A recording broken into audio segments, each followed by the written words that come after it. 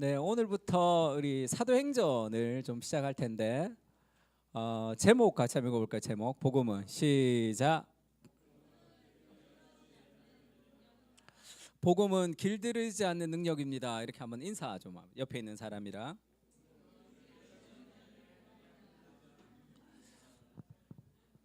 그래서 시리즈 제목을 어떻게 할까 하다가 제가 로우 크리스천니티 이렇게 좀 정했습니다. 뭐라고 할까요? 진짜 기독교. 그러니까 너무 우리가 성경의 교회와 너무 멀어져 있지 않나 그런 생각을 좀 했습니다. 사도행전 1장 1절에서 14절까지인데요. 한 절씩 읽겠습니다. 제가 한 절 읽고 여러분 한 절 읽고 이렇게 하겠습니다. 데오빌로여, 내가 먼저 쓴 글에는 무릇 예수께서 행하시며 가르치기를 시작하신부터 그가 택하신 사도들에게 성령으로 명하시고 승천하신 날까지의 일을 기록하였노라. 그가 고난받으신 후에 또한 그들에게 확실한 많은 증거로 친히 살아계심을 나타내사 40일 동안 그들에게 보이시며 하나님 나라의 일을 말씀하시니라.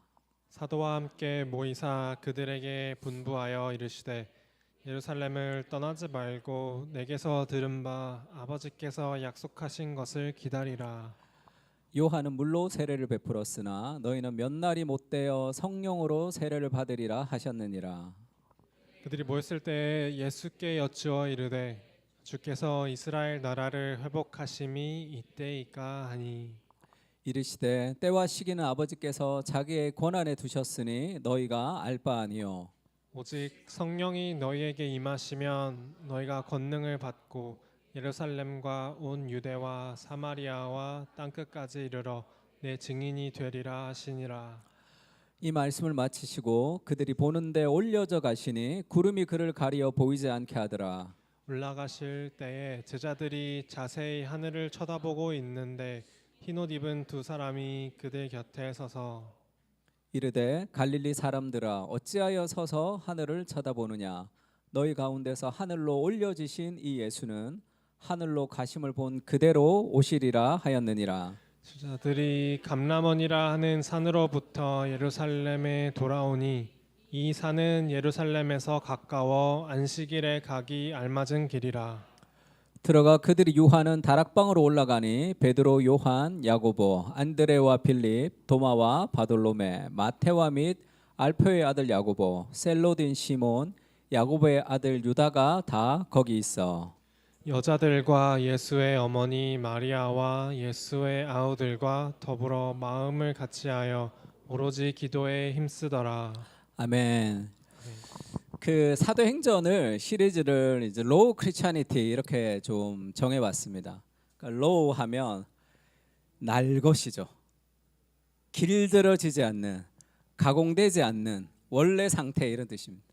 그래서 오늘날의 교회 그리고 이 신앙이 마치 길들여진 것 같은 그런 느낌이 있어요. 세상이 우리를 길들여진 그런 느낌이 좀 있습니다. 그래서 진짜 기독교, 날것의 기독교, 성경이 말하는 기독교가 무엇인지를 좀 보고 그렇게 좀 살았으면 좋겠다 그런 생각이 좀 들었습니다. 그래서 늘 그 마음이 좀 있었는데 최근에 더 강하게 들었던 이유가 우리가 2015년 정도, 2015년 맞나요? 그 DC 인사이드 갤러리에서 이 누가 헬조선이라는 단어를 처음 썼다 그래요. 그래서 지금 헬조선을 이제 이 우리나라가 헬조선이 되면 이 나라를 떠야 되잖아요. 그리고 그 다음 연도에는 이제 금수저, 흑수저 이런 얘기들이 많이 나왔다 그래요. 그러니까 무언가 잘 안 된다는 느낌이 있는 거죠. 아무리 열심히 해도 뭔가가 되지 않는 그런 시대, 그런 나라. 그리고 우리가 복음 중심의 일 계속 공부하고 있는데 복음 중심의 일 공부하면서 어떤 느낌이 드냐면 저렇게 되면 좋겠지만 잘 안 된다는 거예요. 그래서 제가 그 현승원 원장님, 그 디시어 원장님 만났을 때도 저한테 그렇게 얘기하셨어요. 팀 켈러의 일과 영성을 읽으면 안 된다, 목사님. 이대로는 안 됩니다. 이제 그렇게 얘기를 하시더라고요. 그게 현실적일 수도 있겠죠. 그리고 제가 그 이번에 GCM 세미나 가서 개척교회 목사님들 좀 많이 만났는데 뭐라고 할까요? 강의는 그래도 좀 큰 교회 목사님들이 주로 강의를 많이 하고 이제 개척교회 목사님들이니까 현실에 잘 안 맞는 거는 맞아요. 딱 나한테 맞지는 않습니다. 그래도 좋은 것들을 좀 나한테 적용시키면 될 텐데 좀 부정적인 느낌이 많아요. 우리는 돈이 없어. 우리는 개척교회야. 그래서 뭔가 잘 안 돼. 그런 어떤 뭐라고 할까요? 이 현실의 한계라는 것에 이렇게 묶여 있다고 해야 될까요? 그런 느낌을 좀 많이 받았습니다. 에스겔서에 보면 하나님이 그렇게 얘기하죠. 인자야, 이 뼈들이 능히 살 수 있겠느냐 이렇게 묻습니다. 뼈다귀밖에 없어 말라 비틀어진 무덤의 뼈들이 살 수 있겠느냐? 그러면 당연히 못 산다가 정답이죠. 근데 하나님이 성령의 바람이 불면 마른 뼈가 살아나는 정도가 아니라 군대가 되는 환상을 보여주시거든요. 그 우리에게 뭐가 빠져 있느냐는 거죠.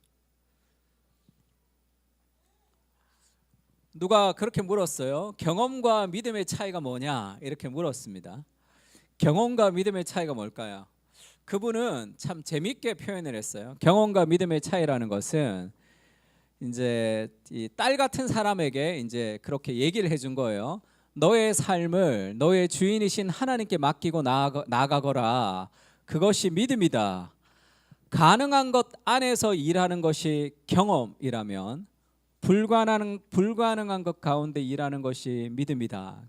제가 이 문장이 너무 좋았어요. 가능한 것 안에서 일하는 것은 경험이죠. 그러니까 하나님이 필요 없는 거잖아. 힘들어요. 안 돼요. 나는 못해요. 그러면 경험이죠. 그러면 신앙이라는 요소는 아무런 영향을 줄 수가 없습니다. 마른 뼈는 못 살아요 이거잖아요. 그러니까 우리 삶의 어떤 현실에 있는 그런 우리의 경험이 우리의 믿음을 이렇게 누르는 거죠. 믿음은 보이지 않는 거죠. 하나님이 역사하시는 겁니다. 그 하나님이 역사하실 공간을 마련해 놓는 게 믿음이죠. 그러니까 불가능한 것들을 도전하고 그러니까 기도하는 거예요. 왜 사람들이 특히 젊은 사람들이 기도에 헌신하지 않을까? 그러면 인생에서 내가 할 수 있는 일들을 기대하기 때문에 그래요. 내가 할 수 있는 만큼 기대하기 때문에 빡빡한 인생 속에 내가 해야 될 걸 열심히 한단 말이에요. 그 정도의 기대감을 갖고 있기 때문에 기도할 수 없습니다. 기도는 내가 할 수 없는 것을 기대하는 거예요. 그러면 기도합니다. 하나님의 역사가 우리 인생 가운데 일할 수 있도록 그래야 좀 사는 것 같지 않겠습니까? 그래 인생 한 번밖에 없는 인생 우리가 살아가는데 정말 하나님의 능력, 진짜 기독교, 날것의 그리스도를 우리가 경험하고 살아가는 거죠. 그래서 그 삶의 어떤 한계를 좀 벗어나는 거, 그 길들여지지 않는 진짜 기독교를 좀 만나고 싶다. 그런 욕망이 많았어요. 그러니까 체스턴이라는 영국의 작가가 있습니다. 셰익스피어 다음에 영어 논문의 인용구로 제일 많이 세계적으로 인용된 사람이 체스턴이에요. 책도 몇 가지 번역이 됐는데, 그러니까 체스턴은 하나의 새로운 장르다라고 할 정도로 굉장히 아주 독특한 분이시죠. 그분이 이런 얘기 한번 한 적이 있습니다. 기독교는 시도된 적도 부족함이 드러난 적도 없다는 거예요. 다만 어렵다고 여겨져서 시도되지 않았을 뿐이다. 기독교는 시도된 적도 없다. 그리고 기독교가 이게 기독교가 안 되는구나 이렇게 부족함도 드러나 본 적이 없다는 거예요. 왜냐하면 아무도 한 번도 그 하나님의 말씀을 따라 시도해 보지 않았기 때문에 기독교가 그렇게 돼 있다. 그러니까 길들여진 거죠. 세상에. 뒤틀러진 기독교라는 책을 쓴 자크 엘률도 그렇게 얘기하죠. 프랑스의 철학자, 기독교 철학자입니다. 그러니까 왜 뒤틀려진 기독교냐 하면 이 뒤틀려졌다는 게 아니라 이렇게 전복된 기독교 이런 뜻입니다. 기독교가 세상 질서를 전복해야 하지만 오늘날의 기독교는 스스로 전복당했다는 거예요. 뒤틀려져 버렸다는 겁니다. 복음을 배신한 것은 다름 아닌 교회 자체다. 기독교의 가장 큰 적은 무신론이 아니라 거짓된 기독교다. 예수를 따른다는 말은 세상 질서를 다시 쓴다는 말이다. 이렇게 얘기했어요. 이 사람이 마르크스주의자입니다. 마르크스와 예수님을 동시에 믿는 아주 독특한 학자인데, 마르크스주의와 기독교의 공통점이 뭐냐? 다 철학이 아니라 행동이라는 거예요. 세상을 전복하는 것이다, 이렇게 얘기합니다. 그러나 마르크스로는 세상이 전복되지 않고 올바른 전복, 이 복음을 통해서만 세상이 전복된다, 그 얘기를 하고 있습니다. 그래서 우리가 늘 생각해야 될 것이 뭐냐면, 이 기독교, 이 성경이 나한테 유익한가 유익하지 않는가가 아니에요. 내 직장 생활에 도움이 되는가, 내 결혼 생활에 도움되는가, 나에게 유익한가 아닌가 정도로 기독교를 생각하니까 이게 내가 바쁘면 뭐 성경을 잘 못 읽고 그렇게 되는 거죠.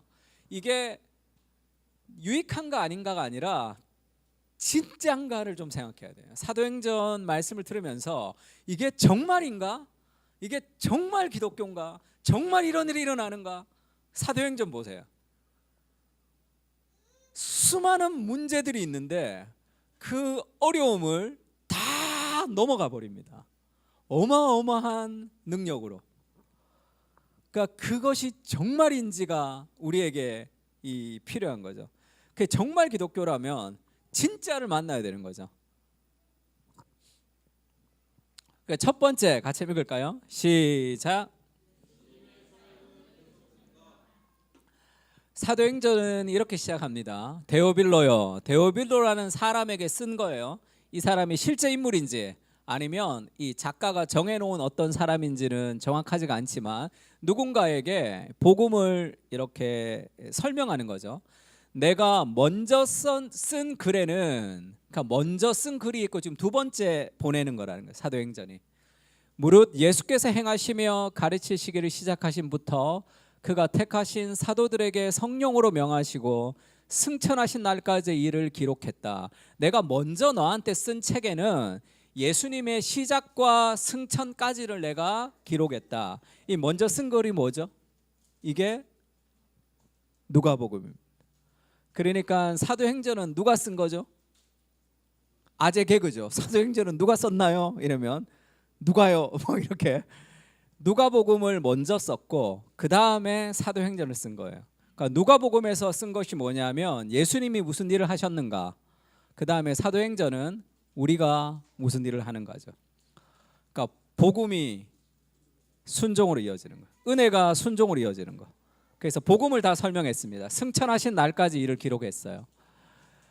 그 다음에 이제부터죠. 그가 고난을 받으신 후에 또한 그들에게 확실한 많은 증거로 친히 살아계심을 나타내사 부활하셨습니다. 40일 동안 그들에게 보이시며 하나님의 나라의 일을 말씀하셨습니다. 예수님이 승천하기 전에 40일 동안 하나님의 나라의 일을 말씀하셨어요. 제자들에게. 사도와 함께 모이사 그들에게 분부하여 이르시되 예루살렘을 떠나지 말고 내게 들은 바 아버지께서 약속하신 것을 기다리라, 이렇게 얘기합니다. 요한은 물로 세례를 베풀었으나 나는 몇 날이 못 되어 성령으로 세례를 받으리라 하고 예수님이 올라가셨단 말이에요. 이 사도행전에서 마틴 로이드 존스 목사님이 사도행전 설교에서 이렇게 얘기합니다. 사도가 얘기하고 싶은 게 어떤 이야기냐 하면 평범하고 단순하고 무지한 소수의 사람들이 있었죠. 갈릴리, 어부 12명 아주 무식한 소수의 사람들과 예수님이 있었습니다. 유명하지도 않았고 내세울 만한 것도 없었습니다. 이런 무식한 소수의 사람들이 사도행전 17장의 표현을 빌리자면 세상을 뒤집어 놓았다, 이렇게 표현하죠. 사도행전 17장에 이런 말씀이 있습니다. 같이 한번 읽을까요? 발견하지. 시작.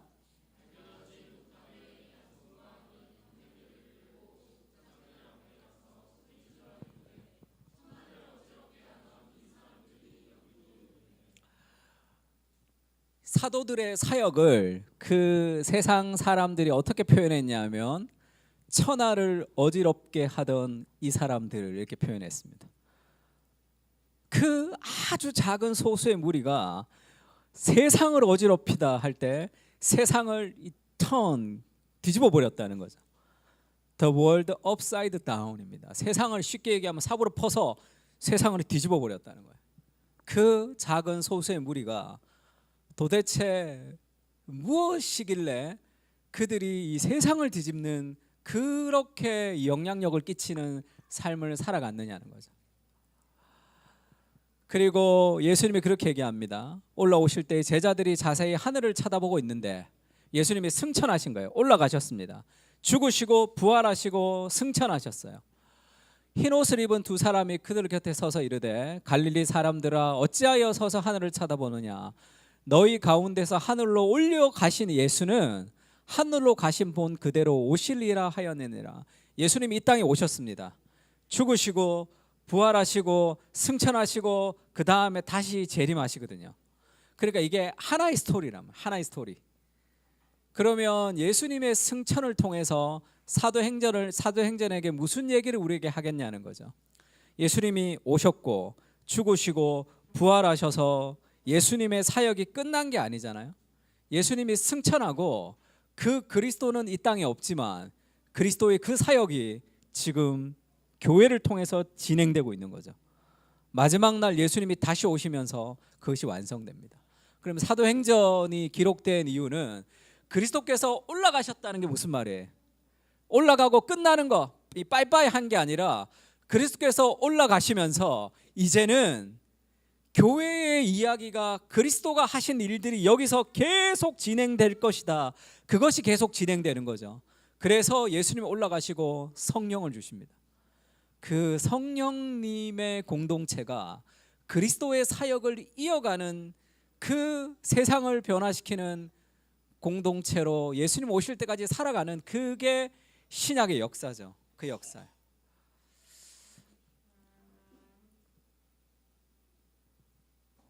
그래서 내 인생이 예수님이 승천하고 다시 오실 때까지 지금도 그리스도의 사역을 이어가고 있는 존재다라는 것을 알아야 됩니다.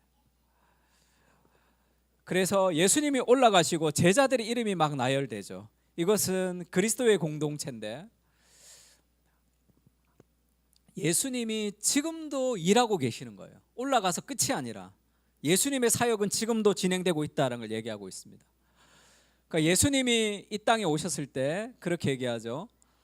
이 땅에 오셔서 예수님이 올라가셔서 인자가 하나님의 권능의 우편에 앉으리라. 예수님이 올라가셔서 하나님의 보좌 우편에 앉아 계십니다.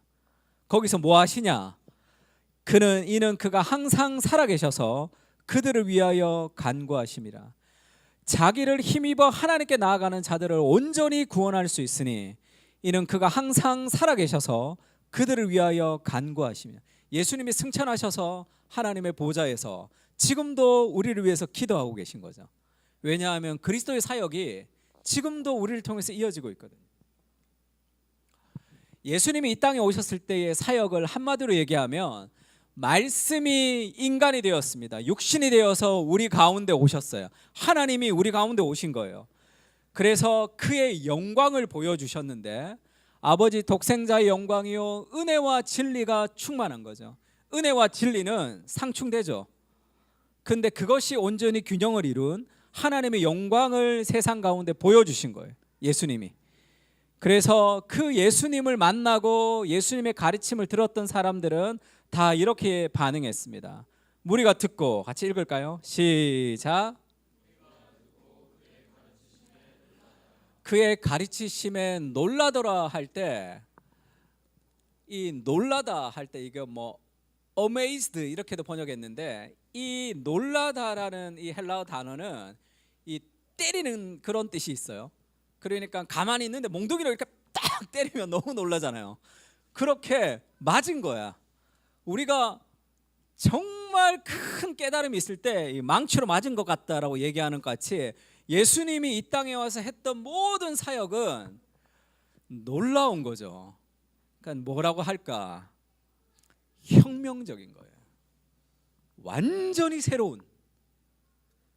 그래서 예수를 만난 모든 사람들은 기존의 삶의 방식과 다른 완전히 새로운 삶의 방식에 매료되는 거죠. 업으로서 고기가 많이 잡히는 거, 돈 많이 버는 거, 그것이 그의 인생의 꿈이었는데 내가 너로 사람이 낳는 어부가 되게 하리라 하니까 모든 것을 버려주고 따라갈 만큼 완전히 새로운 삶의 방식을 예수님이 알려주셨습니다. 그러니까 예수님은 매력적인 새로운 존재로 등장했다. 신상으로 등장하신 거예요. 그러면 이 그리스도의 공동체가 세상 가운데 어두운 세상에 빛이 된다는 것은 완전히 새로운 삶의 방식을 가지고 살아가는 거죠. 우리가 직장에 가면 완전히 새롭게 사람들이 좀 놀라야 되죠. 왜냐하면 돈과 시간과 권력과 성에 대해서 완전히 다른 가치관을 가지고 살아가거든요. Sing Again 할 때 30호 가수 이승윤이죠. 예전에 100주년 기념교회 이재철 목사님 아들인데 이승윤이 나와서 이효리의 치티치티 뱅뱅이라는 노래를 불렀습니다. 뭐 희한하게 부르더라고요. 막 춤도 아닌 것이 이게 뭐도 아닌 것이. 그랬더니 이게 유희열 씨예요. 저 녀석 뭐 하는 녀석이지 충격을 받은 거예요. 심사위원들이 심사를 못하고 이렇게 멍해졌습니다. 새 거거든, 새 거. 그러니까 누가 그랬어. 저거 뭐지 이게? 새 거거든. 기존의 방식이 아닌 내가 하던 대로 했는데 뭔가 다른 새로운 방식이 등장한 거예요. 그러니까 예수님이 이 땅에 오셨을 때 이 심사위원들이 이승윤 보듯이 봤단 말이에요. 그것이 교회의 모습이죠. 오늘날 교회의 모습은 세상 사람들이 뻔하게 생각해요. 뻔하게 생각합니다. 지루하고 뻔하게. 그거는 진짜 기독교와는 좀 다른 거죠. 예수님이 입만 열면, 예수님이 가시면 완전히 다른 삶의 방식, 힘과 권력과 성공을 추구했던 삶의 방식에서 세리와 창녀들과 함께 포도주를 마시고 밥을 먹는, 그 당시의 종교는 금욕주의, 이거 하지마 저거 하지마 이랬는데 온갖 것을 다 하면서 즐기는 희한한 삶의 방식, 그 자유함을 선포하신 거죠. 그러면서 Sing Again 30호 가수 이승윤이 서태지 첫 등장을 연상케 하는 무대 이렇게 얘기했습니다. 서태지 첫 등장 여러분 잘 모르죠? 우리 제 나이대로 영민 형제 이해할 수 있을 것 같은데, 서태지가 처음 등장할 때 내가 TV를 보고 있었다는 거 아닙니까? 고등학교 1학년인가 2학년이었는데 이승윤은 사실 저리 가라요. 저 정도가 아니에요. 임백천 씨라고 그분이 하는 섹션 TV 연예 이런 프로그램에서 매달 새로운 앨범을 소개했습니다. 몇 명, 2명, 3명이 해서 양복 입고 발라드 부르던 그때에 서태지와 아이들이 등장했어요. 우리나라 문학에는 서태지 이전과 서태지 이후로 나뉜다고 하는데 그때 등장해서 난 알아요를 불러버린 거예요. 한 번도 들어보지 못한, 지금 이분이 작사가예요. 이분 작곡가고 지금 이름도 잘 모르는 이분들이 이 혹평을 한 거야. 멜로디가 뭐 단순하고 가사가 뭐 어쩌고 어쩌고 저쩌고 이렇게 막 혹평을 한 거죠. 왜 그러냐 하면 너무 새로웠거든. 저는 그 현장 그 TV에서 봤습니다. 보면서 이 좋다 싫다의 판단을 넘어서 버렸어요. 저건 뭐지? 그런 생각 들었습니다. 저건 뭐지? 그 다음 날부터 난리가 났죠. 복음이라는 것이 그런 등장이죠. 아주 새로운 삶의 방식. 우리가 세상을 변화시키는 공동체가 된다는 것은 세상과는 다른 삶의 방식을 살아간다는 겁니다. 세상이 따라가듯이 문화의 내러티브를 따라가는 것은 사실 신선하지 못하죠. 그거는 재미없는 삶이에요. 제가 예전에 중등부 반사 선생님 할 때 어떤 여자애가, 중학교 2학년 여자애가 교회를 왔는데 예배를 들어오질 않더라고요. 야, 왜 너 안 들어오냐 그랬더니 누가 자기랑 똑같은 옷 입었대 저기서. 그러면 안 들어오고 싶은 거잖아. 예. 뭐 그렇게 살아가는 거잖아. 남 따라 살아가는 삶이라면 다 완전히 다른 삶의 방식을 얘기합니다. 그러니까 예수님은 서태지만큼의 충격적인 가르침들을 가르친 거예요. 기독교는 혁명적인 겁니다. 전복적인 거예요. 옥하는 목사님 평신도를 깨운다 보면 이 사람들의 사진을 가지고 이렇게 교회를 만들죠. 너희는 그리스도의 몸이요 지체의 각 부분이라 이렇게 얘기합니다. 교회를 그리스도의 몸이다 이렇게 표현하거든요. 그러니까 쉽게 얘기하면 예수님이 이 땅에 계실 때는 예수님이 마리아를 통해서 인간의 몸을 입고 이 땅에 계셔서 혁명적인 서태지 같은 가르침을 예수님이 가르쳤고, 예수님이 승천하고 나서 예수님이 지금도 이 땅에 존재하시죠. 성령을 보내주셔서 교회의 머리가 되신 그리스도께서 영으로 우리와 함께 하시고, 예전에는 육체를 입고 이 땅에 오셨다면 지금은 그리스도의 몸이라는 교회 공동체의 몸을 입고 예수님이 이 땅에 존재하고 계시는 거죠. 2000년 전에 계셨던 예수님은 지금도 여기 존재하십니다. 2000년 전에는 인간의 몸을 입고 지금은 그리스도의 몸이라는 그 몸을 통해서 지금도 예수님이 여기에 존재하고 계신 거죠. 교회가 그리스도의 가르침을 순종한다면 지금 세상에서도 세상을 놀라게 하는 그런 그리스도의 가르침들이 등장해야 되는 거예요. 사도행전은 그 예수님이 지금도 일하고 계신다는 걸 보여주는 거죠. 승천은 끝이 아니고 다시 재림 때까지 이어지고 있는, 그리스도가 죽으시고 부활하신 그 일들이 지금도 계속 이어지고 있다, 그 얘기를 하고 있습니다. 존 스토트의 에베소서 강해를 보면 존 스토트의 에베소서 주석의 제목이 하나님의 새로운 사회예요. God's New Society입니다. 하나님께서 새로운 사회를 만든 거예요. 세상과는 다른 삶의 방식, 하나님의 말씀의 통치가 이루어지는 새로운 공동체를 만드셔서 세상을 끌고 오는 거죠. 매력적인 공동체, 새로운 공동체, 다른 공동체, 완전히 다른 가치관을 가지고 다른 삶을 살아가는 그런 진짜 기독교 필요한 거죠. 오늘날의 기독교는 좀 세속화에 좀 물든 것 같아요. 그래서 세상과 비슷합니다.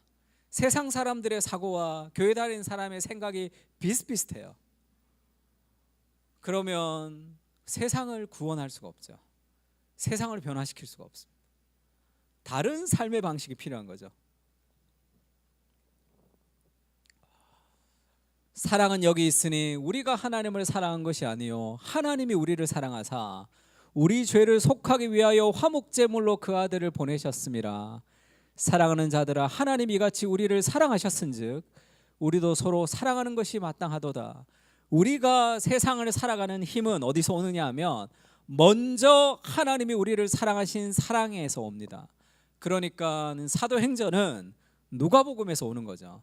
그리스도가 이 땅에서 태어나면서 승천할 때까지의 그 복음을 설명했습니다.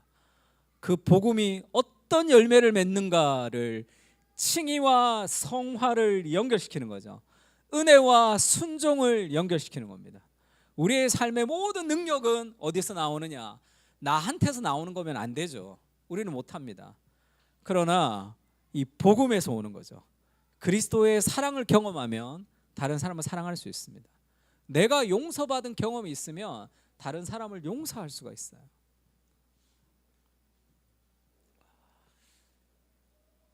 (1장 4절 5절) 같이 읽을까요? 사도와 함께 시작.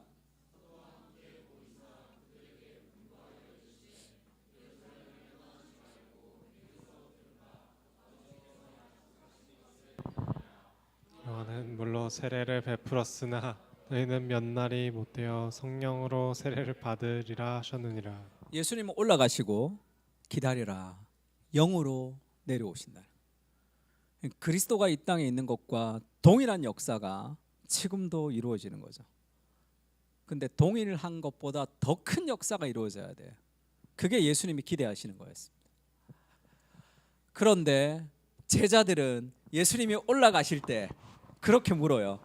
그들이 모였을 때 예수께 여쭈어 이르되 주께서 이스라엘 나라를 회복하심이 이때니까, 이렇게 묻습니다. 이제 승천하고 그리스도께서 영으로 내려오셔서 이 그리스도의 공동체를 통해서 세상을 변화시키는 그 그리스도의 역사가 이어지는 그 위대한 승천의 장 앞에서 예수님 올라가시기 전에 제자들이 묻죠. 올라가기 전에 그들이 제일 관심이 있었던 거, 그들이 정말로 기도했던 기도의 제목이 뭡니까? 이스라엘 나라의 회복이에요. 예수님, 이스라엘 나라의 독립이 언제입니까? 그게 제일 궁금하거든요. 예수님을 너무 약하게 사용하는 거예요. 이스라엘 나라 독립 정도를 도와주시는 예수님, 지금 전 구약에서부터 이어진 그 하나님의 나라, 그래서 예수님이 40일 동안에 이 땅에 오셔서 하나님의 나라의 일을 말씀하셨잖아요. 그 위대한 선언 속에 너희를 부르셔서 성령으로 오셔서 너희를 통해 그리스도의 역사가 세상 가운데 함께하는 그 하나님의 이 마스터 플랜 앞에서 다른 게 궁금한 거죠. 하나님, 이번 달 월급은 나올 것 같습니까? 이렇게 기도하는 거예요. 하나님, 내 삶의 요 문제를 좀 해결해 주십시오. 그것도 중요합니다. 그러나 그 문제를 이기려면 큰 비전이 있어야 돼요. 그것이 자잘자잘한 모든 것을 넘어갈 수 있습니다. 팀 켈러가 그렇게 얘기합니다. 모든 사람이 공동체와 우정을 원한다고 말하지만 정작 책임이나 헌신을 언급하는 순간에 도망쳐 버린다. 내가 얻고 싶은 것을 얻는 거죠. 기독교는 유익이 되는가? 근데 진짠가를 물어야 되죠. 그래서 오늘날은 개인주의죠. 그러니까 이것이 예수님이 나의 개인의 삶에 어떤 역할을 하는가, 늘 내 삶의 개인의 무엇에 포커스가 있습니다. 나의 직장, 나의 관심, 나의 비전, 내 삶, 내 인생, 답이 없어요. 답이 없습니다. 그런 고민을 하는 사람들 치고 10년이 지나도 20년이 지나도 그 고민을 해결하는 사람이 있나요? 계속 그 고민만 하다가 나이가 들고 여러 가지 힘이 없으면 그냥 꿈을 접는 것으로 끝이 나는 겁니다. 왜 그러냐면 더 큰 비전이 필요하기 때문에 그렇습니다. 내가 꿈꾸는 그것 이상의 비전이 있을 때 그 모든 것을 다 이루고도 남는 인생이 되는 거예요. 개인주의는 삶은 단조로워지고 협소해지죠. 의미를 잃어버립니다. 나의 유익을 위해서 살아가면 의미가 없죠. 의미라는 것은 내 인생을 버리면서도 이루고 싶은 무엇이 있어야 돼요. 나보다 더 큰 대의를 만나야지 삶의 의미와 열정이 생깁니다. 내가 완전히 내 인생이 다 박살이 나더라도 이루고 싶은 무엇이 있을 때 그때 의미가 생기는 거예요. 그때 인생은 살아있는 것 같은 느낌이 듭니다. 왜죠? 모든 삶의 마음 속에는 하나님의 형상이 있거든요. 내 인생을 다 드리고 싶은 어떤 열망이 있단 말이에요. 그 무엇을 찾는 거죠, 사실. 음악을 좋아하는 사람 음악, 뮤지컬 좋아하는 사람 뮤지컬. 그러나 그 속에는 내가 정말로 찾던 궁극적인 만족이 없는 거죠. 타인의 삶이나 사회에 점점 무관심해지고 비정상적이고 개탄할 정도로 자기에게만 몰두하는 일이 이 문화의 고유한 형태로 나타나는 거죠. 그러니까 그리스도의 승천 앞에 예수님, 이스라엘의 회복이 이때입니까? 그렇게 물으니까 답이 없는 거예요, 삶에. 예수님이 그렇게 얘기합니다. 이르시되 때와 시기는 아버지께서 자기의 권한에 두셨으니 너희가 알 바 아니요. 이렇게 얘기했어요. 막 우리가 정말로 관심 있어 하는 그거, 야 그거 그렇게 중요하지 않다. 그거 알 바 아니다. 그런 거 하나도 몰라도 된다. 이스라엘의 회복이 아니라 세상을 변화시키는 마음의 비전을 품어야 된다 얘기하는 거죠. 그러려면 나의 관심, 그 다음에 내 인생, 내 능력의 한계가 아니라 오직 성령이 너에게 임하시면 하나님의 마음을 가지게 된다는 거예요. 너희가 권능을 받고 예루살렘과 유다와 사마리아와 땅끝까지 이르러 내 증인이 되는 고작 그 정도의 비전이 아니라 그리스도께서 시작하신 예수님이 이 땅에 행하셨던 그 일들을 너를 통해 공동체를 통해 계속 이어갈 것이다. 인생이 지루한 이유는 더 큰 비전이 없기 때문에 그렇습니다. 내 능력 정도로 살아가는 삶에 만족하기 때문에 기대가 없는 거죠.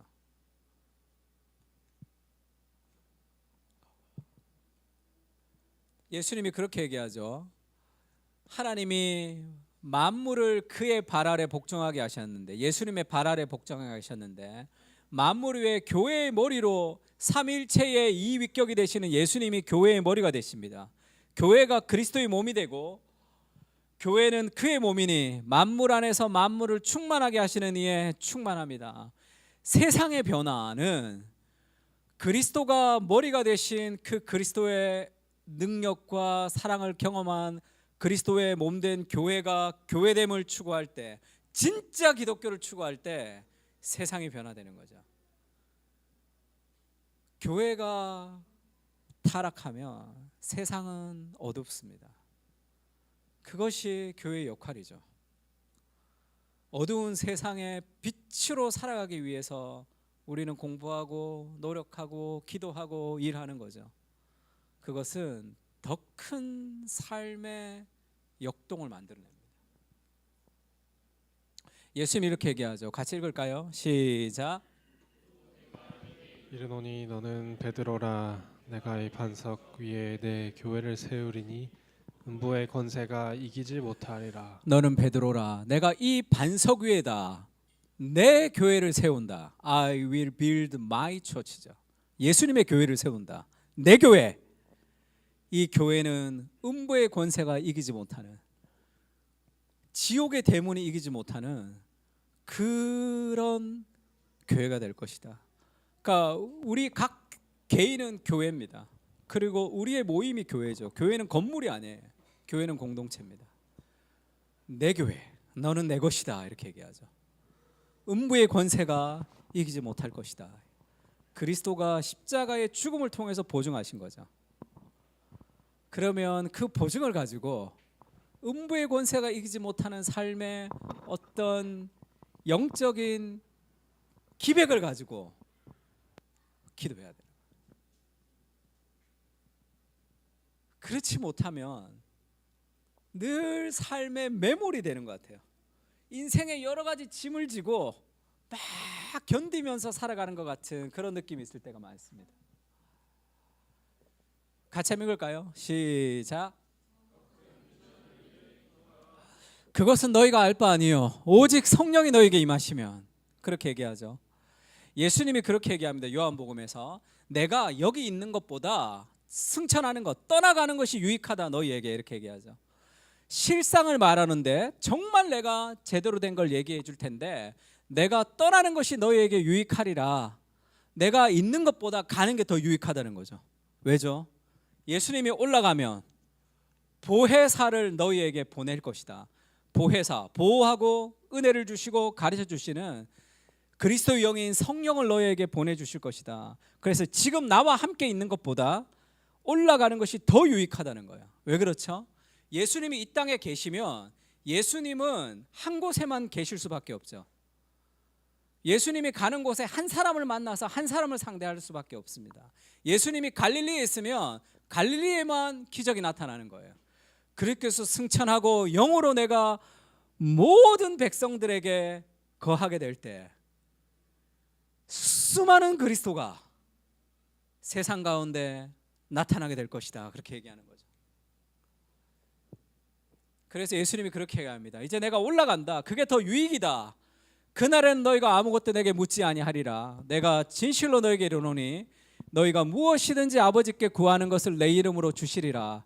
지금까지는 너희가 내 이름으로 아무것도 구하지 아니하였으나 구하라 그리하면 받으리니 너희의 기쁨이 충만하리라. 이제 내가 올라가고 성령을 너희에게 주실 것이라.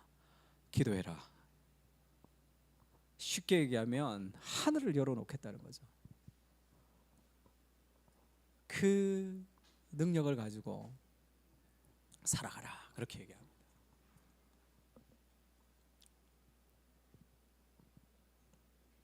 성령께서 그렇게 얘기하죠. 환난 중에도 즐거워한다.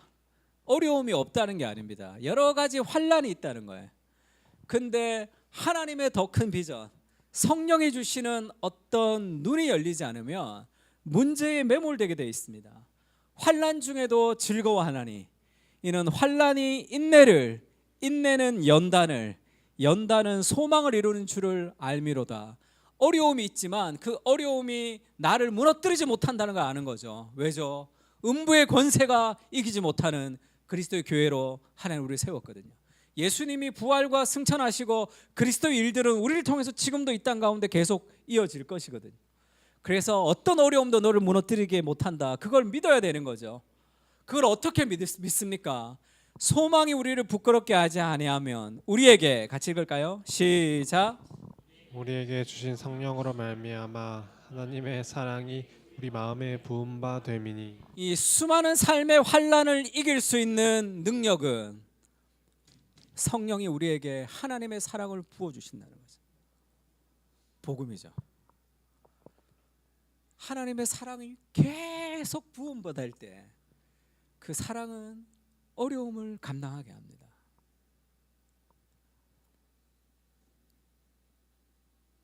우리가 자녀를 사랑해도 힘든 일들 하잖아요. 자녀를 위해서 내가 더 열심히 일할 수 있는 힘이 거기서 온단 말이에요. 요한복음에 이 말씀이 있습니다. 같이 읽을까요? 시작.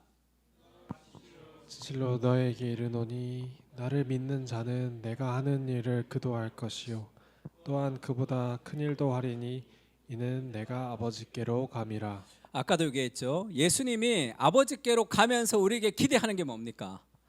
나를 믿는 자는 내가 하는 일을 너희를 통해서 계속할 것이고 그보다 더 큰 일도 할 것이다. 예수님이 이 땅에 있었을 때 하지 못했던 사역도 할 수 있는 거죠. 왜죠? 예수님은 육체의 한계 안에 있었거든요. 그리스도께서 승천하시고 성령을 부어주시면서 나보다 더 큰 일을 하게 될 것이다. 이렇게 얘기했어요. 이게 진짜인지 아닌지를 좀 확인해야 되잖아요. 이거를 믿고 더 큰 일을 위해서 기도해야 됩니다. 그리스도께서 이 땅에 행하셨던 그 일보다 더 큰 일을 우리를 통해서 이루게 해주십시오. 기도해야 돼. 그것이 우리의 영혼에 깊이 박힐 때 기도할 수밖에 없는 거죠.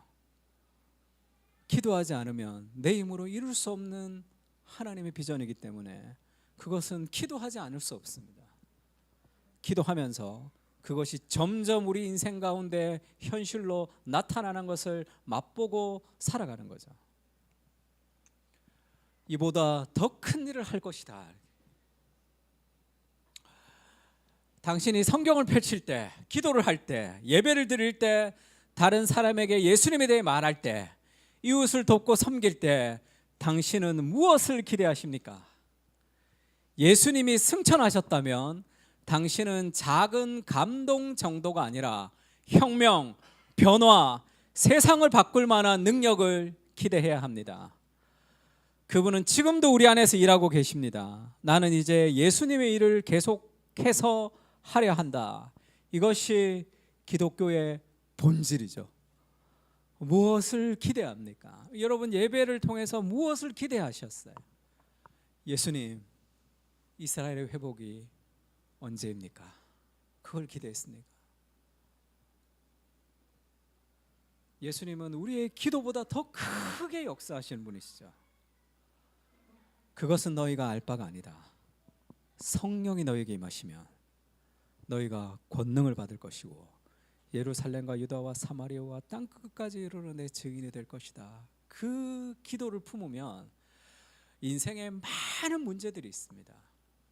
그 문제들 앞에 우리가 어떻게 생각을 해야 되냐면 하나님이 우리의 인생을 주관하신다면 이 문제들을 통해서 하나님이 나를 성장시키겠다는 삶의 확신을 붙들어야 돼요.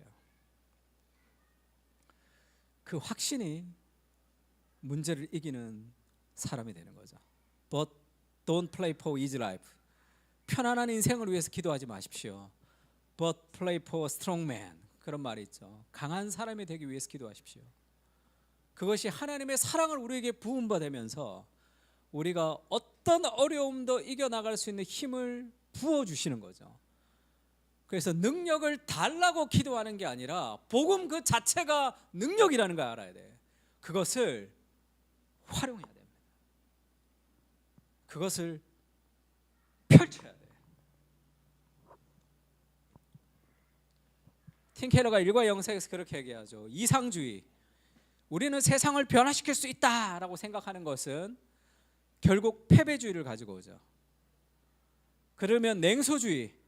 세상은 변화 안 돼 어차피. 그것도 우리가 기대할 것은 아닙니다. 현재 일은 죄로 인해 손상이 되었기에 완벽한 만족을 줄 수는 없죠. 우리를 통해서 세상이 완전히 변화되지는 않습니다. 예수님이 다시 오실 때 완전히 변화될 거예요. 그러나 아무것도 하지 않을 수는 없죠. 우리를 통해서 변화가 됩니다.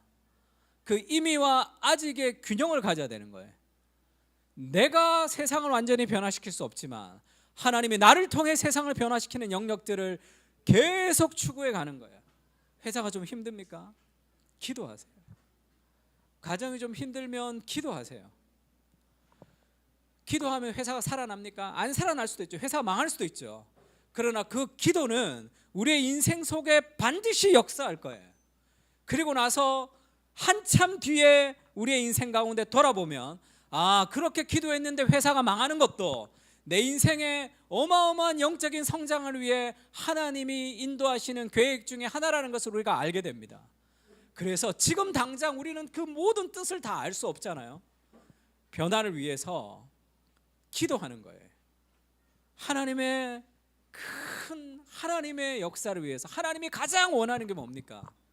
이 세상이 하나님 나라가 되는 그 비전을 위해서 기도하고 살아가는 거예요. 그렇게 기도해 보세요. 삶이 어떻게 되는가?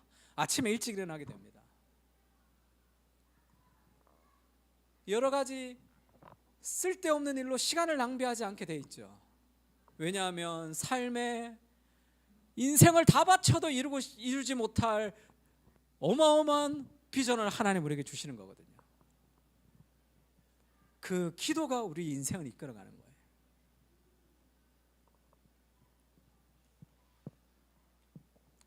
한동대에 가면 Why not change the world라고 붙어 있답니다. 왜 세상을 바꾸지 못하는가? 이거를 여러분의 모토로 다시 돌려드리겠습니다. 왜 세상을 바꾸지 못하는가라고 세상을 뛰어들면 패배주의가 되죠. 내가 세상을 바꾼다 하기 때문에 안 된단 말이에요.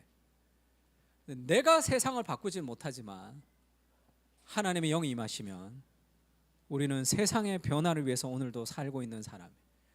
신상으로 새거로 완전히 다른 삶의 방식으로 살아가는 삶들을 통해서 세상에 들키는 존재가 되는 거죠. 하워드 스나이더가 우리는 들키는 존재다. 내가 이 사람들한테 예수 믿는 사람으로 친절하게 대해야지, 그게 아니라 그냥 우리는 하나님의 말씀의 삶의 방식을 따라 살아가면 그것은 세상 가운데 드러나게 되어 있다는 거죠. 다르거든요. 세상에 없는 거거든요. 그래서 작은 야망을 버려야 됩니다. 낮은 기대를 회개해야 돼요. 당신의 많은 문제들, 끊어지지 않는 습관들, 도시의 거대한 구조 악들을 보면서 변화되지 않을 거야 라고 말하지 말라. 그리스도께서 승천하셨다면 세상은 변화될 수 있는 거죠. 그리스도께서 승천하시고 그 일들이 지금도 우리 가운데 있습니다. 그러면 여전히 변화되지 않는 삶의 어떤 영역을 놓고 기도해야 되는 거죠. 왜 사람들이 그렇게 기도하지 못하냐 하면 내가 할 수 있다고 생각하기 때문에 기도할 수 없죠. 왜? 내가 못하기 때문이죠. 성령이 너에게 임하시면 인생의 파도를 넘어갈 수 있습니다. 그리스도께서 승천하시고 그리스도의 일들, 이보다 더 큰 일을 우리를 통해서 이룰 것이라는 그 삶의 비전을 가지고 기도하셔야 돼요. 5만 번 응답받은 조지 밀러의 기도라는 책 있죠. 이 제목이 저는 별로 마음에 안 드는데 5만 번 뭐 세 봤어? 자기가 몇 번 받았는지 막 한 번, 두 번 막 그러니까 기도 응답을 많이 받았다는 거겠죠. 그러니까 조지 뮬러 이 고아원을 그 운영을 했던 조지 뮬러가 기도로 운영했다, 이런 아주 수많은 기도의 예화들이 많습니다. 그 조지 뮬러가 기도했다는 이 기도의 구절이죠. 이 붙들고 기도했다는, 같이 읽을까요? 시작. 내 입을 크게 열라. 그러면 내가 채울 것이다. 인생을 하나님의 시야를 가져야 됩니다. 이스라엘의 회복이 이때입니까? 그것 말고 성령이 임하면 눈이 열리는 거죠. 내 입을 크게 열면 하나님이 채운다는 거. 근데 이렇게만 보면 율법주의 비슷하죠. 내가 열심히 살면 뭐 하나님이 채우신다. 시편 81편 10절 앞에는 이런 구절이 있습니다. 같이 읽을까요? 시작. 나는 나를 애굽 땅에서 인도하여 내 하나님이니 내 입을 크게 열라 내가 채우리라 하였으나. 우리가 행하는 모든 명령 앞에는 하나님이 우리를 위해서 먼저 행하신 복음이 있죠. 나 외에 다른 신을 섬기지 말라. 그 명령 앞에 똑같은 말이 있습니다. 나는 너를 애굽 땅에서 인도하여 낸 내 하나님 여호와니 너는 내 외에 다른 신을 섬기지 말라. 너는 나 외에 다른 신을 섬기지 말라라는 그 명령과 똑같은 거죠. 너 입을 크게 열어라. 내가 채운다. 나는 못하겠는데요. 내가 있잖아, 이렇게 얘기하죠. 내가 누군지를 아냐. 나는 너를 애굽 땅 종되었던 곳에서 너를 인도하여 낸 여호와다. 나는 천지를 창조하신 하나님이다. 오늘도 하나님이 세상을 통치하고 계시는 거죠. 너의 입을 넓게 크게 열어라. 내가 채우는. 기도하세요. 습관을 고치고 싶습니다. 이거를 좀 변화시키고 싶습니다. 다 한 방에 해결돼요. 인생에 하나님의 마음을 가지고 있으면 가만히 있을 수 없습니다. 그것보다 더 큰 비전이 어디 있어요? 세상을 위해서 기도하는 거죠. 세계 지도를 펼쳐놓고 기도할 수도 있습니다. 내가 있는 삶의 영역들을 변화시키기 위해서 기도하고 일할 수 있는 거죠.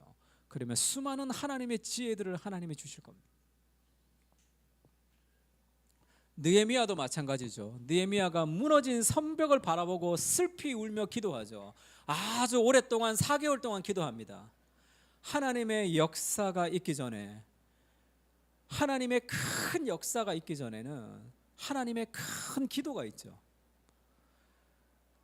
예루살렘에서 성벽이 무너진 것과 지금 이방 땅에 떨어져서 공무원으로 살고 있는 자기와 이게 무슨 상관이 있어요? 그리고 자기가 거기서 그것을 하려면 얼마나 복잡한 일이 많아요. 왕에게 가서 물어야 되고, 왕이 그러면 여러 가지 철근과 콘크리트를 다 줘야 되고, 그거를 허락해야 되고, 도무지 있을 수 없는 일이잖아요. 잘못 얘기했다가 죽을 수도 있잖아요. 느헤미야의 기도를 통해서 느헤미야가 나가죠. 결국 느헤미야를 통해서 성벽이 완성됩니다. 담대한 기도죠. 성벽이 무너졌습니다. 정치와 경제와 여러 가지 삶과 교회가 다 무너진 시대를 우리가 살아가고 있는 거죠. 담대한 기도가 좀 필요해요. 내가 할 수 없을 때 성령이 함께 하실 때면 더 담대해질 수 있습니다. 내가 할 수 있다고 생각하기 때문에 교만해지는 거죠. 그리고 열등감 속에 빠지는 겁니다. 하나님의 비전은 같이 읽을까요? 시작.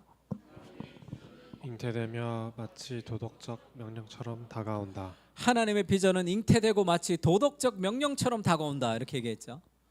이 느헤미야를 비전이어리라는 앤디 스탠리가 이렇게 설교했습니다. 하나님의 비전은 도덕적 명령이라는 것은 내가 안 해도 되는데 내가 안 하면 죄를 짓는 것 같은 느낌이 들어요. 오지랖 떨지 마라, 그런 얘기 많이 들어요. 그게 정상입니다. 내가 개입을 안 하면 편한데 개입하도록 만든단 말이에요. 그게 하나님이 우리를 부르시는 부르심이죠.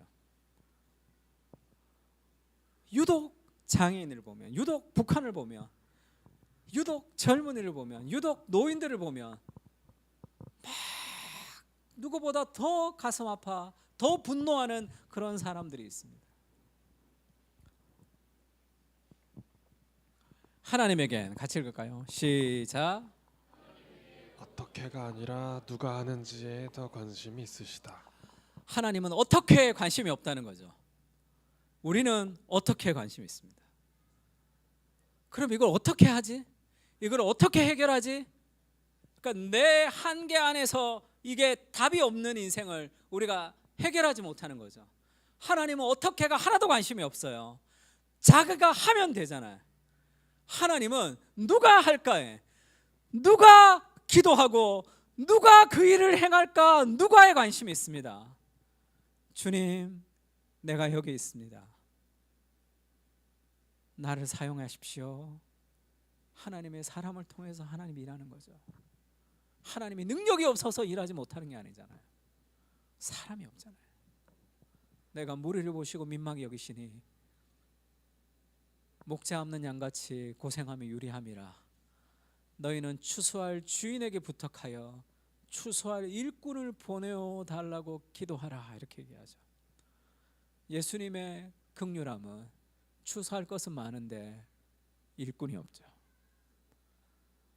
사람 많은데 진짜 그리스도의 말씀을 믿고 인생을 드리는 사람이 없는 거죠. 그래서 삶에서 능력이 나타나지 않습니다. 하나님의 나라는 말에 있지 않고 그 능력에 있음이라. 성경 그렇게 얘기하죠. 말만 있어요. 풍성한 말이 있지만 능력이 없는 그런 전복된 기독교로가 되어버리고 말았죠.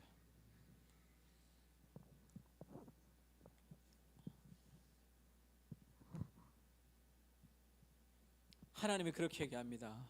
유다가 올라가라. 보라, 내가 이 땅을 그들의 손에 넘겨 주었노라, 이렇게 얘기해요. 그런데 가지 못하죠. 왜입니까? 철병거가 있습니다. 하나님이 가라, 내가 그 땅을 너의 손에 넘겼다. 철병거가 있어서 안 되는 거예요. 이래서 안 되고 저래서 안 되고 저래서 안 되고. 하나님의 말씀을 붙들 때 그것이 우리의 삶에, 우리의 현실을 넘어선 확신으로 다가와야 돼요. 에스겔서 22장 30절에는 그런 말씀이 있습니다. 이 땅을 위하여 성을 쌓으며 성 무너진 데를 막아서서 나로 하여금 멸하지 못하게 할 사람을 내가 그 가운데 찾다가 찾지 못하였으므로 하나님이 이스라엘이 타락해서 이스라엘을 심판한다고 명령하셨습니다. 반드시 심판할 것이다, 이렇게 얘기했어요. 하나님이 심판할 거라고 얘기했지만 하나님이 누구를 찾냐 하면 심판을 막아줄 사람을 찾는 거죠. 이 땅을 위하여 성을 쌓으며 성 무너진 데를 막아서서 하나님, 안 됩니다. 나로 멸하지 못하게 할 사람을 그 가운데 찾다가 내가 찾지 못했다는 거예요. 그래서 그 땅이 멸망하는 겁니다. 아브라함에게 그렇게 얘기하죠. 이 땅에서 의인 10명이 있으면 하나님 어떻게 하겠습니까? 그러면 내가 이 땅을 멸망하지 않겠다. 소돔과 고모라의 멸망은 타락해서 멸망한 게 아니라 기도하는 사람이 없었기 때문이죠. 누가 이 무너진 데를 막아 설 것이냐, 하나님 우리에게 물으시는 거예요. 나라가 망했고 교회는 썩었고 목사들은 형편없고 경제적으로도 힘들고 직장도 힘들고 아이 키우는 것도 힘들고 삶이 수많은 힘든 삶의 구렁텅이 속에서 이것을 어떻게 해결할까 붙들고 살아가는 수많은 사람들이 안타까워야 된단 말이에요. 하나님이 하나님의 사람을 일으켜서 그 수많은 삶에 무너진 데 고통하는 사람들을 회복시키고 싶어 합니다. 하나님, 우리를 사용해 주십시오. 나를 통해 일해 주십시오. 그래야 될 거 아니에요. 직장에 가서 보세요. 다 삶이 힘들잖아요. 누가 누가 그들을 건질 겁니까? 우리도 똑같이 살아가면 누가 그들을 건지냔 말이에요.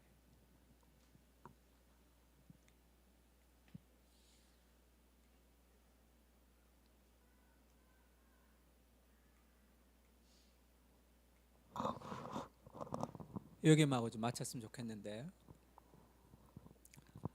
하나님이 아브라함에게 그렇게 얘기하죠. 너의 독자 이삭을 모리아 땅에서 번제로 바치라, 이렇게 얘기합니다. 너무 힘들죠. 하나님이 나한테 이런 시련을 주지? 우리 아들을 번제로 바치라고? 그런 하나님 필요 없어, 이렇게 얘기하겠죠. 인신 제사로 드리라고? 어디 그런 신이 어디 있냐? 난 몰랐는데, 하나님 그런 줄 몰랐는데 하나님 그런 신이었어? 그러면 하나님을 버리면 되죠. 아브라함 그렇게 하지가 않았습니다. 왜냐하면 하나님을 신뢰했거든요. 왜냐하면 이삭이 태어날 때부터 하나님이 육신의 몸으로 날 수 없는 그것을 하나님이 나게 하셨고, 수많은 삶의 좌절 속에서 하나님이 자기를 인도하신 것을 알았거든요. 그래서 아브라함은 고민합니다. 아브라함은 시험을 받을 때에 믿음으로 이삭을 드렸으니 그는 약속을 받은 자로 돼 그 외아들을 드렸느니라. 그 약속대로 외아들을 드렸습니다. 그에게 이미 말씀하시기를 내 자손이라 칭할 자는 이삭으로 말미암으리라 하셨으니, 이미 약속하셨죠. 하나님이. 하나님의 약속이 있는데 현실이 힘들단 말이에요. 근데 그가 그 삶의 갭을 하나님의 말씀을 가지고 넘어서죠. 3일 길을 그 아브라함이 고민합니다. 그리고 아브라함이 그 삶의 어려움을 넘어서죠. 어떻게 넘어섰느냐, 이렇게 얘기하죠. 그가 하나님이 능히 이삭을 죽은 자 가운데서 다시 살리실 줄로 생각했죠. 하나님의 약속을 삶의 현실과 연결시켜서 하나님의 약속을 더 신뢰하게 돼요. 그것이 능력이죠. 복음의 능력이라는 그런 것. 철병거가 있습니다 할 때 하나님의 약속을 철병거가 계속 부딪혀서 전능하신 하나님의 약속이 철병거를 넘어설 때 능력이 나타나는 거죠. 이미 주신 그 약속. 그러면서 로마서에서는 바울이 이 구절을 그렇게 해석하죠. 같이 한번 읽을까요? 시작. 기록된 바 내가 너를 많은 민족으로 조상으로 세웠다 하심과 같으니 그가 믿은 바 하나님은 죽은 자를 살리시며 없는 것을 있는 것으로 부르시는 이시니라. 아브라함이 바랄 수 없는 중에 바라고 믿었으니 이는 내 후손이 이같으리라 하신 말씀대로 많은 민족의 조상이 되게 하려 하심이라. 아멘. 아브라함이 바랄 수 없는 중에 바라고 믿었으니, 그러니까 믿음이죠. 할 수 없는 그것을, 불가능한 그 일을 하나님이 불가능하지 않기 때문에 믿는 거죠. 하나님은 제한받지 않으시잖아요. 내 후손이 이같이라 하신 말씀대로 많은 민족이 조상이 되게 할 것이라는 것을 믿으니까, 아, 죽이면 부활하겠다는 그 부활의 신앙이 자랐습니다. 그래서 아브라함은 그것 정도까지밖에 몰랐겠죠. 자식을 죽이려고 할 때 천사가 나타나서 막습니다. 그리고 나서 네가 잘했구나, 테스트에 통과했다고 얘기하지 않죠. 순양이 준비되어 있습니다.